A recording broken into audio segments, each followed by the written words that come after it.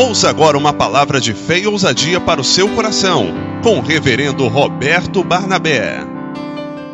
1 Tessalonicenses, capítulo 4, a partir do versículo 13. A igreja achou, amém? Glória a Deus. Não quero, porém, irmãos, que sejais ignorantes acerca dos que já dormem, para que não vos entristeçais como os demais, que não têm esperança. Verso 14, igreja.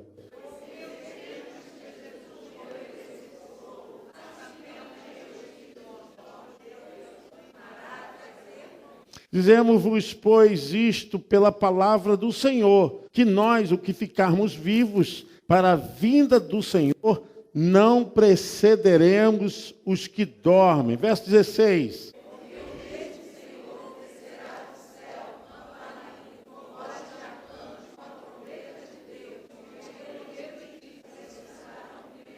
Depois nós, os que ficarmos vivos, seremos arrebatados juntamente com ele nas nuvens, a encontrar o Senhor nos ares. E assim estaremos para sempre com o Senhor. Verso 18. Amém. Você pode se assentar. A maior riqueza do Evangelho é nos transportar para a dimensão celestial. Ainda existe um hiato, uma separação, mas logo a Bíblia diz que essa separação entre nós e a eternidade será fechada. O tempo de Deus vai chegar para tirar o seu povo dessa terra. O tempo de Deus vai chegar para tirar a igreja desse mundo. O tempo de Deus vai chegar aonde os levitas, os obreiros, os porteiros, professores de EBD, os irmãos que trabalham com crianças, os irmãos que trabalham com evangelismo, num só toque, o toque da trombeta, todos eles serão levados para a glória de Deus. Que seja esse momento como esse, que seja o momento que estivermos trabalhando para o reino, que seja o momento em que estivermos palmilhando essa terra e debaixo de dificuldades, mas aquele momento da eternidade vai chegar e tudo será transformado, nada será como antes, tudo será como Deus planejou, amém, irmãos? Vocês podem aplaudir o nome do Senhor? Glória a Deus! Aleluia! Venha o teu reino, Senhor! Aleluia! Graças a Deus. Paulo encontra uma igreja fervorosa. Essa igreja, ela foi formada pelo calor do Espírito Santo, irmãos. Porque esses irmãos de Tessalônica eram irmãos idólatras, ignorantes, irmãos que não conheciam a palavra, estavam perdidos, não tinham seus nomes escritos no livro da vida. Esses irmãos, ainda mais pela influência da filosofia grega, porque a igreja de Tessalônica, ela nasce através dos convertidos gregos. Eram irmãos que estavam realmente cerceados por muitas filosofias, por muitas crenças, mas aonde abundou o pecado, glória a Deus, coisa maravilhosa, né? Deus é bom, Deus é bom, Deus é bom. Você pode mirar aonde está o pecado, aonde está a encrenca do inferno e dizer que Deus pode transformar, Deus pode mudar, Deus pode fazer pessoas mortas espirituais serem ressuscitadas para a glória do nome dEle. Aleluia! Paulo começou essa igreja por causa de uma mulher de fé. Como é importante, né? Uma mulher de fé. Lídia. E pela ordem cronológica, se fôssemos ter por fidelidade às cartas de Paulo, a primeira carta que foi escrita foi de Tessalônica, da igreja de Tessalônica, aos Tessalonicenses. A igreja que começou ali foi a primeira igreja na Europa. Deus estava fazendo um mover poderoso através da sua palavra, através do seu poder. E essa igreja começa na casa dessa irmã Lídia. E eles ali perseveraram na palavra, no ensinamento. Mas Satanás fica furioso, irmão. Satanás fica furioso, minha irmã. Sabe por quê? Porque ele não quer ver pessoas sendo libertas, curadas da opressão maligna, das cadeias espirituais da maldade, das algemas invisíveis, dos poderes que agora atuam nos filhos da desobediência contra a palavra do Senhor, daqueles que estão se tornando réprobos, mente endurecida, uma mente de pedra, uma perdeneira no coração, que a palavra vai e volta, não consegue criar raiz, não consegue frutificar, não consegue germinar, mas mesmo assim, queridos irmãos, a palavra tem que ser pregada, porque ela não voltará vazia. Paulo prega ali, é a sua segunda viagem missionária. Irmãos, Paulo só ficou 3 semanas nessa cidade. Deus estava operando. Mas o que aconteceu? Os religiosos se levantaram contra Paulo, porque Paulo estava convencendo, através do Espírito Santo, aquelas almas se achegar até o Cristo Salvador. Nunca foi fácil servir a Jesus, nunca foi fácil exercer ministério para o reino de Deus, nunca foi fácil você ser temente e continuar na obra, nunca foi fácil porque você está lutando contra Satanás, está lutando contra o mundo, está lutando contra a sua carne. Nunca será fácil, nunca será fácil. Olha que a alegria de Paulo é agora dominada por uma turba de gente se levantando querendo matar Paulo. E Paulo vai para Bereia, fugido. Depois Paulo vai para Atenas, e é onde ele escreve essa carta. Estava em Corinto. Mas a notícia que chegou para Paulo foi o seguinte: olha, os irmãos que receberam a palavra estão cada vez mais fortes no Senhor. Os irmãos que receberam a palavra lá em Tessalônica não ficaram desanimados, não ficaram entristecidos, não viram aquilo como um sinal de derrota, um sinal de retrocesso. Pelo contrário,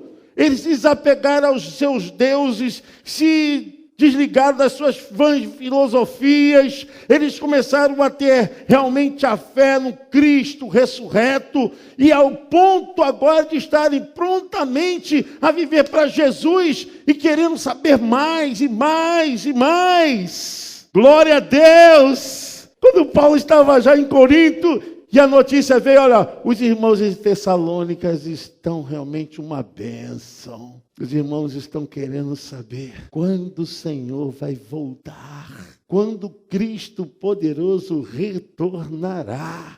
E Paulo atentamente dizendo: olha, irmãos, vai acontecer numa ordem maravilhosa. É onde Paulo fala para eles, para que eles não pudessem estar agora sobre qualquer dificuldade a respeito da revelação da segunda vinda de Cristo. Paulo diz: eu não quero, porém, irmãos, que sejais ignorantes. Eu quero que vocês saibam, eu quero que vocês tenham consciência a respeito dessa bênção, dessa vitória, porque esse ato entre nós e a eternidade, entre o lar celestial, vai ser fechado, e o momento vai chegar, aonde Deus vai levar a sua igreja. Irmãos queridos, nós esperamos isso. A maior vitória do crente é chegar até aquele dia, é chegar até aquele lugar, é chegar até aquele pódio da salvação e dizer: combati o bom combate, acabei a carreira, e guardei a minha fé. Agora está depositado a minha coroa, que o justo juiz me dará naquele dia. Não só a mim, diz Paulo, mas a todos que aguardam a sua vinda. Glória a Deus! Você pode aplaudir o Senhor. Oh, aleluia! Glória, glória! Paulo estava falando disso. A vitória do crente é ter a certeza de que Jesus vai voltar. O mundo vai passar, os reinos passarão, os poderes passarão, as situações mais difíceis aparecerão, mas também desaparecerão.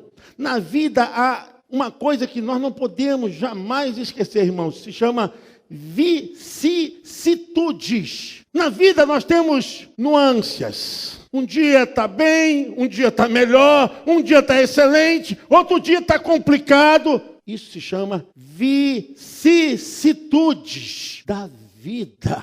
Paulo fala, irmãos, eu não quero que vocês sejam ignorantes a respeito da volta do nosso Senhor e Salvador Jesus Cristo, que mesmo todos os programas circunstanciais, as vicissitudes da vida possam nos embrenhar, nos envolver, nos entremear, nos melecar. Isso não muda o plano de Deus. Isso não muda o tempo daquilo que vai acontecer. E Paulo começa a declarar, porque se cremos que Jesus morreu e ressuscitou, assim também aos que Jesus dorme, Deus tornará a trazer com ele. Paulo fala a respeito da vitória sobre a morte e daqueles irmãos que já partiram no Senhor, morreram com fé, combatendo um bom combate, guardaram verdadeiramente as suas vidas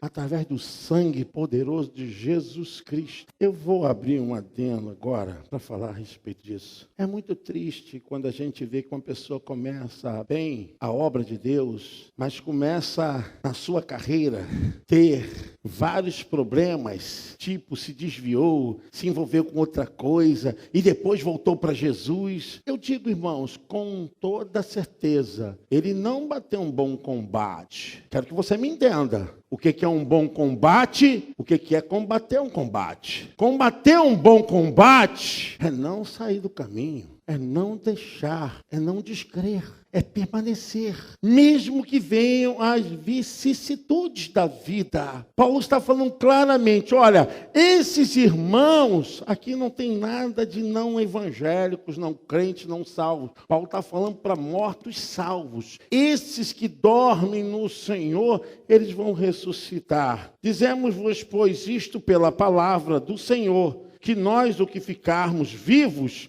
para a vinda do Senhor, não precederemos os que dormem. É uma ordem hierárquica que Deus vai trazer à vida aqueles que já passaram com honra, aqueles que passaram para o Senhor, que guardaram verdadeiramente suas vidas através do sangue de Jesus. Aqueles que não negaram a fé. Paulo diz, nós não precederemos de maneira alguma. Primeiro eles, que já estão no Senhor, serão ressuscitados. Eles voltarão. O que nós temos que entender é que a volta de Jesus, ela tem duas etapas. É a chamada parousia. Primeiro, Jesus vai voltar para aqueles que o aguardam. A primeira vinda de Jesus na sua segunda vinda, a primeira etapa da segunda vinda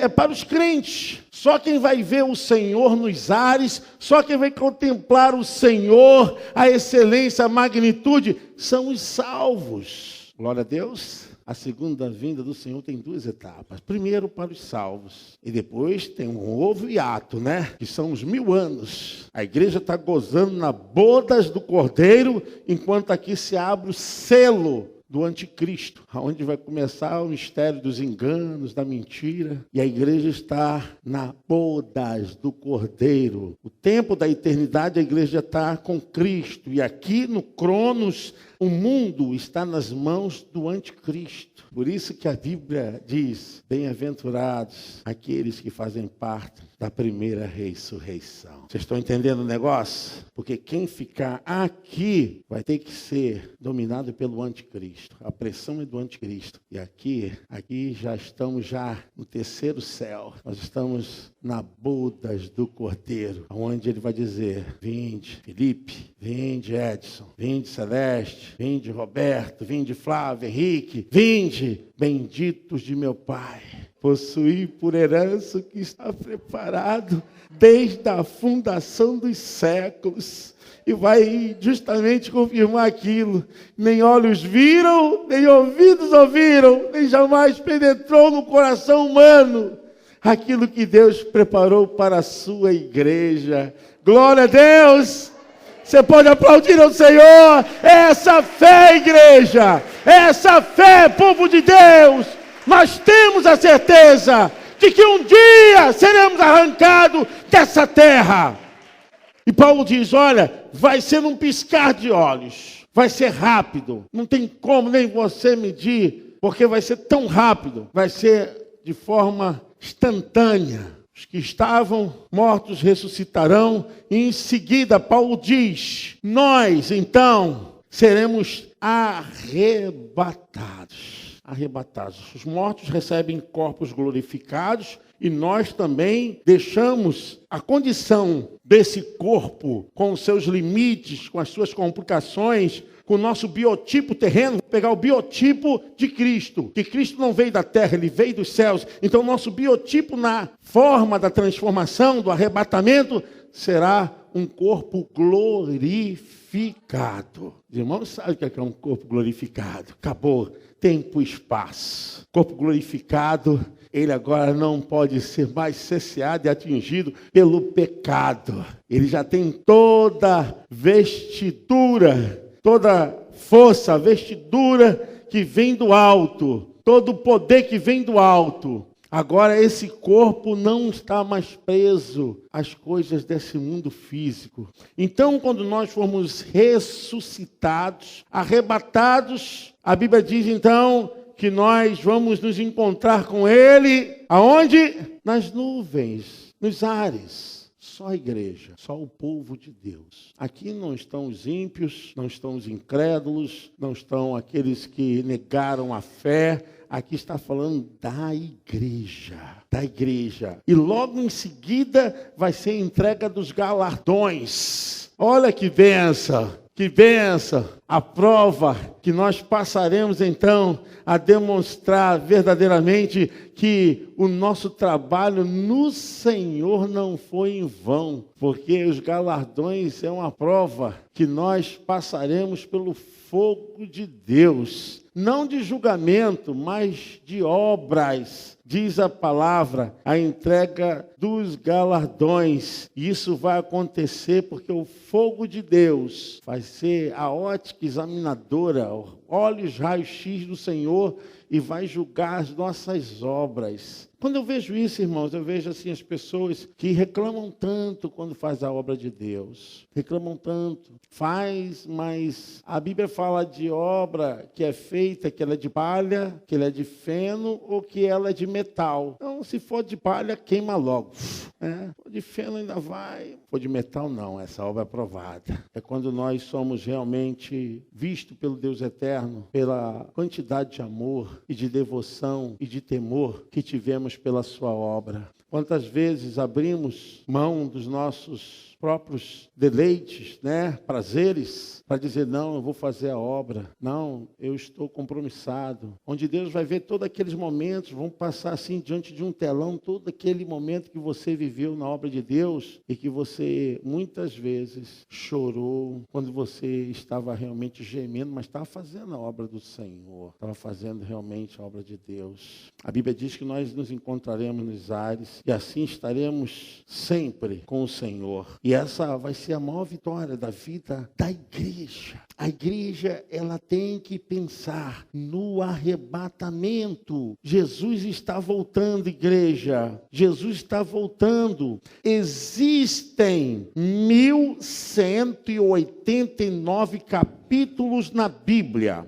E destes, 260 estão no Novo Testamento. E desses 260 capítulos no Novo Testamento, nós encontramos menção da vinda de Cristo 318 vezes. A Bíblia nos alerta, nos adverte, igreja. E ainda assim, muitas pessoas não estão conseguindo entender. Muitos ainda não ouviram, muitos ainda estão ignorantes a esse respeito. Muitos estão retardando, muitos estão assim, ocupados demais. Dos 260 capítulos do Novo Testamento, 318 vezes faz menção da volta de Jesus. Profeta Miqueias, profeta Isaías profetizaram a primeira vinda e profetizaram a segunda vinda de Jesus. Nós estamos na era da graça. Muitas pessoas pensam que a graça foi de graça. A graça custou um alto preço. O preço do sofrimento do único Filho de Deus. Aquele que deixou toda a sua roupagem real, toda a sua grandeza, se tornou humilde, se humilhou, se fez um de nós, sofreu as dores, mas sem contudo pecar. Não pecou, pelo contrário, ele venceu o pecado sendo filho obediente. E é nessa visão, queridos irmãos, ele vai aparecer justamente porque ele nos conquistou, nos comprou. O apóstolo Paulo fala aos Colossenses que Cristo cancelou a promissória de dívida que nós tínhamos com o pecado. Pelo seu sangue, pela sua morte e ressurreição, ele nos redimiu. Ele nos comprou para ele. Ele, então, pagou um alto preço para dizer que eu, você, que é a igreja que se reúne agora em qualquer lugar do universo, qualquer parte desse globo terrestre, todos aqueles que clamam pelo nome e pelo sangue de Jesus foram comprados pelo precioso sangue do único Filho de Deus. O diabo não tem poder sobre a tua vida, sobre a tua casa, sobre a tua mente, não tem poder mais sobre o seu ministério, não tem poder agora sobre os seus pés. Você pode andar, você pode caminhar em direção a Deus, em direção à palavra, porque você é livre pelo sangue de Jesus. Você pode aplaudir ao Senhor, aleluia! Oh, glória! Aleluia! A graça não foi de graça. E nós estamos aqui para dizer ao Senhor, Maranata, vem. Vem, Senhor Jesus. Vem, Senhor Jesus. Quero dizer para a igreja que Noé, ele esperou 120 anos para o dilúvio, mas ele não sabia que dia que as águas desceriam dos céus. Ele não sabia, mas a palavra diz que Noé, ele confiou. E a Bíblia nos relata então que Noé, ele foi arrancado dessa terra. Sabe por quê? Porque o pecado, o diabo ainda quer segurar a igreja nos valores desse mundo. Nós não pertencemos a esse mundo, irmãos. Nós não somos desse mundo. A Bíblia diz então que o Senhor veio e arrancou Noé e sua família. E assim ele fará com a igreja. Tem muitos ainda que estão com seus corações aqui nesse mundo, ainda estão presos, seus sentimentos, seus valores, seus conceitos estão muito distantes da verdadeira palavra do Deus eterno. Aqueles irmãos, quando se converteram, queriam saber: Paulo, quando se dará todas essas coisas que o Senhor voltará? Essa deve ser a fome da igreja. Tem que ter uma celeridade no coração do crente, na esperança, na expectativa de que Cristo pode voltar daqui a pouco, a qualquer hora, a qualquer momento, que a nossa alma está nele, a nossa vida está nele. Pode acontecer como aconteceu com o pastor Anderson do Carmo. Às vezes o próprio mundo, ele faz com que essa pressão aconteça de maneira diferente, mas de qualquer forma, quando um anjo do Senhor, quando um homem ou uma mulher de Deus passa desse mundo para a eternidade, já está passando já com a sua vida abençoada. A sua vida abençoada. Eu quero dizer, querido amigo, irmão, em nome de Jesus, o maior valor do Evangelho agora é você saber que é uma realidade a volta de Jesus. Não brinque com a palavra, não brinque com aquilo que foi feito para te dar justamente essa expectativa. Paulo falou: olha, vai acontecer dessa forma. Fiquem tranquilos em relação a todas essas coisas, porque o Senhor voltará, como Ele mesmo morreu e ressuscitou, Ele voltará para levar. E nós estaremos com Ele para sempre, para sempre.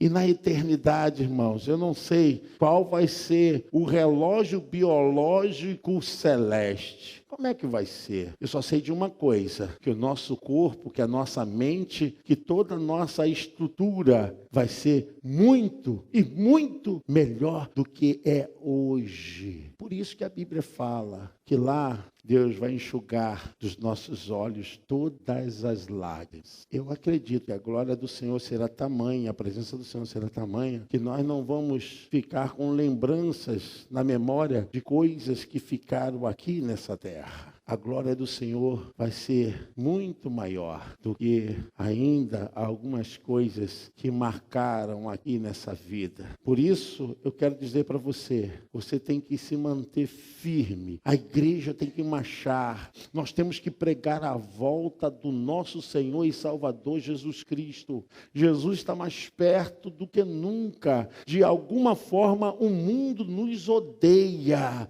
porque o mundo jaz no maligno. O crente tem que permanecer firme na palavra, se alimentar na palavra. Crente tem que se preparar em oração, fortificar a sua vida espiritual, porque se sua vida espiritual não estiver fortificada, sua alma está em frangalhos, você está vivendo em dificuldade, porque somente o Espírito de Deus que pode trazer equilíbrio para a faculdade mental. Somente o Espírito de Deus. Porque, irmãos, nós não podemos comparar as lutas que temos aqui com a glória que há de ser revelada. Quando o crente fica preocupado com essa vida e esquece da vida vitoriosa, é porque a sua alma está sendo colocada em primeiro lugar do que o seu espírito. O seu espírito só pode ser fortalecido com o Espírito de Deus. Por mais que você granjeie nessa vida, por mais que você conquiste nessa vida, por mais que você se relacione, por mais que você venha obter, isso faz parte da alma. Sabe por quê? Nada nesse mundo pode alimentar o teu espírito, se não for o Espírito de Deus, a palavra de Deus, as coisas do reino. Você entende isso? Diga amém. Aqueles que estão aguardando a volta de Jesus é porque estão espiritualmente vivos. Porque esse mundo passa, irmãos, com suas concupiscências. Esse mundo passa. Tudo aqui é passageiro. Tudo aqui vai passar. O que fica, aquilo que é eterno. O que é eterno é o teu espírito e a tua alma. Nada mais em mim e você pode ser eterno. A Bíblia diz que esse corpo veio da onde? Veio do pó. E ao pó, princípio da origem, da gênesis, da criação. Não tem nada errado, mas a alma e o espírito pertencem a Deus. E tudo que pertence a Deus, diretamente a Deus, é eterno. Amém? Você pode aplaudir o Senhor?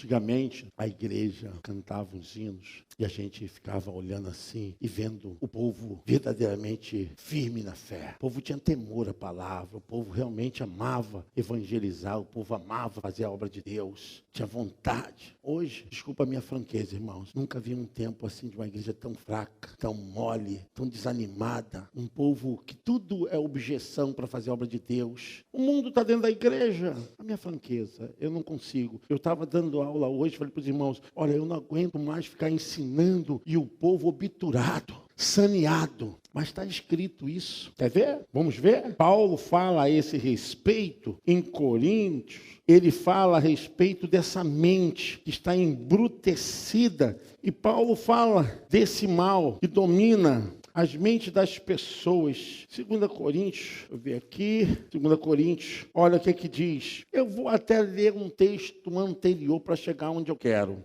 Pelo que, 2 Coríntios capítulo 4, pelo que tendo este mistério, segundo a misericórdia que nos foi feita, não desfalecemos. Antes, rejeitemos as coisas que por vergonha se ocultam, não andando com astúcia, nem falsificando a palavra de Deus. E assim, nos recomendamos a consciência de todo homem, na presença de Deus, pela manifestação da verdade. Verso 3. Mas se ainda o nosso evangelho está encoberto, para os que se perdem, está encoberto. Verso 4, olha a igreja, nos quais o Deus deste século cegou os entendimentos dos incrédulos, para que não resplandeça a luz de quê?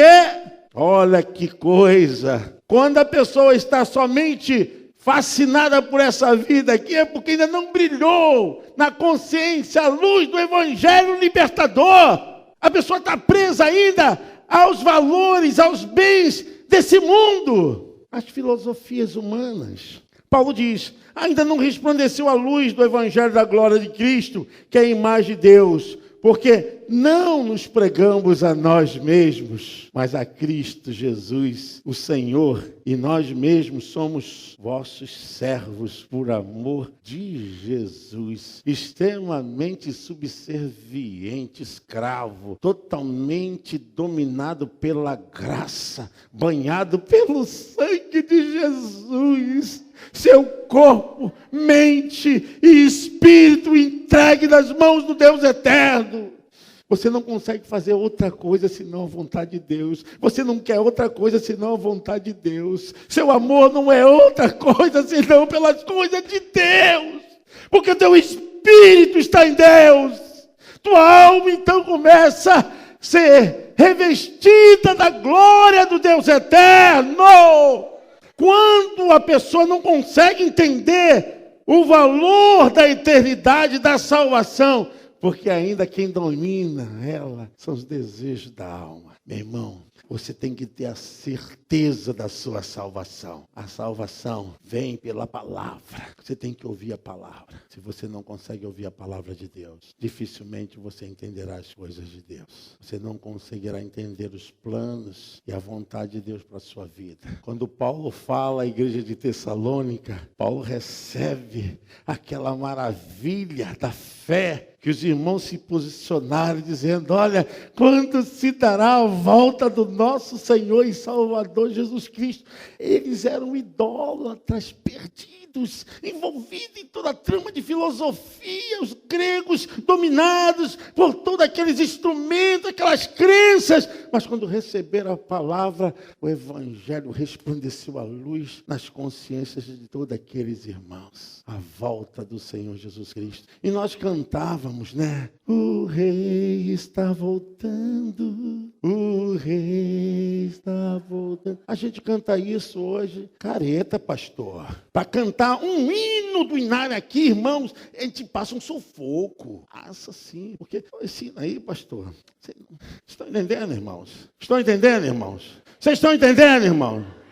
Hoje me deu vontade de ouvir só o hino da harpa, Senhor. Saudade daquela igreja. Não é saudade do hino, não, irmãos, porque o hino está aqui em nós. É saudade da igreja, como a igreja era. O mercado está vazio, seu trabalho já parou. Os martelos dos obreiros, o barulho já cessou. Os ceifeiros lá no campo terminaram seu labor. Toda a terra está suspense, é a volta. O rei está voltando, o rei está voltando.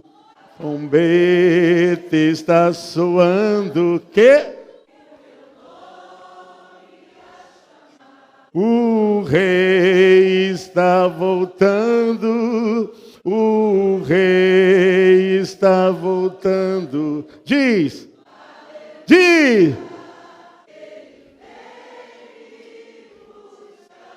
Ô, glória! Você pode aplaudir ao Senhor? Ô, glória! Irmão, eu sinto saudade dessa igreja. Sinto saudade. Não de pessoas assim que vêm para a igreja para receber bênção, vitória, não. Mas vêm para a igreja sabendo que a maior bênção, a maior vitória, o rei está voltando. Ele está voltando. Ele está voltando, igreja. A qualquer momento. Há aviões sem seus pilotos, carros sem seus motoristas, e os médicos, servos do Senhor, nos hospitais vão sumir, as enfermeiras, aí vai tudo, vai ser um movimento. O que está acontecendo? O que aconteceu? Vai ser notícia em todos os continentes. E vão dizer assim: é visto que só os que sumiram eram os doidos dos crentes, aqueles que iam para os domingos à igreja, que estudavam a palavra de Deus. Eles vão ver então que se cumpriu a palavra do Senhor. A igreja que ficar vai chorar muito. A igreja vai sofrer muito. Os que ficarem sofrerão os ardis do anticristo. Eu fico pensando, Senhor, não é combater um bom combate. Não é combater um bom combate, né, irmãos? É a pastora Regina com o seu problema, mas está aqui. É a irmã Cristina com o seu problema, mas está aqui. É o pastor, é a pastora, é o irmão. E nós estamos aqui, sabe por quê? Nós estamos esperando a volta de Jesus. Vocês estão entendendo, igreja? Nós estamos aqui porque aguardamos a volta do Senhor. Não é porque não temos problema. Paulo fala combater um bom combate nesse sentido, de que nada te tirou do caminho, nada te tirou da tua missão. Paulo fala aos filipenses: olha, esquecendo-me das coisas que para trás ficaram, prossigo para o alvo. O que é o alvo? A salvação, irmãos. A salvação. Eu não sei como se dará. Eu espero que Jesus volte e não aconteça nada antes disso com a sua vida, nem com a minha. Mas Paulo diz que o viver é Cristo e o morrer é lucro. Já estou crucificado com Cristo, não vivo mais eu, mas Cristo vive em mim. A vida que vivia na carne, agora vivo na fé do Filho de Deus, o qual me amou e a si mesmo se entregou por mim. Gálatas capítulo 2, versículo 20. E eu sinto falta daquela igreja, que a gente ia, mas ia com fervor, né, pastora Regina? Ia com fervor, a gente ia, eu me recordo, a gente ia com fervor, com alegria. Eu me recordo do irmão chamado Rocha. Esse irmão Rocha, ele tocava acordeon. Que delícia! Sinto falta daquela sanfona. Sinto falta da igreja, assim, vamos fazer evangelismo. Aí aquela igreja, assim, aquele tropel, muito criança, homens, velho, todo mundo ia, porque iam na esperança da igreja de Tessalônica. Irmãos, não ignoreis, não vamos esquecer. Dos 260 capítulos do Novo Testamento, 318 vezes falam da volta do Senhor Jesus Cristo. Amém? Deus nos abençoe. Sai daqui com essa fé, com essa esperança. Sai daqui assim, animado no Espírito de Deus. Fique de pé em nome de Jesus. Eu quero orar por você e dizer que é muito bom estar com você aqui nessa casa. É muito bom estar com você aqui nesse culto. É muito bom estar com você aqui nessa igreja. Amém? Você pode dizer isso para o seu irmão? Dizer assim, é muito bom estar com você aqui nessa casa espiritual. Porque é isso aí, a igreja do Senhor é isso. É muito bom estar com você, meu irmão. Muito bom. Jesus está voltando, igreja. Logo, logo, essas dores, essas aflições, os problemas, essas coisas que a gente enfrenta, essas vicissitudes da vida, vão acabar. Vão acabar, Marcelo, Andrade, vai acabar, Edson, vai acabar, meu filho, vai acabar, povo de Deus. Todas essas dores, essas lutas, aguardando, né?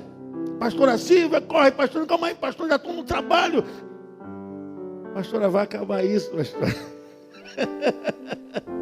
Pastor, ainda estou aqui, estou no Mirandela, espera aí. Vai acabar. Glória a Deus. Aí, meu irmão, pronto. E vê lá na glória, acabou. É para sempre com Ele. Você pode aplaudir o Senhor. Aleluia. Vai ou não vai? Vamos lá, povo de Deus. Glória a Jesus.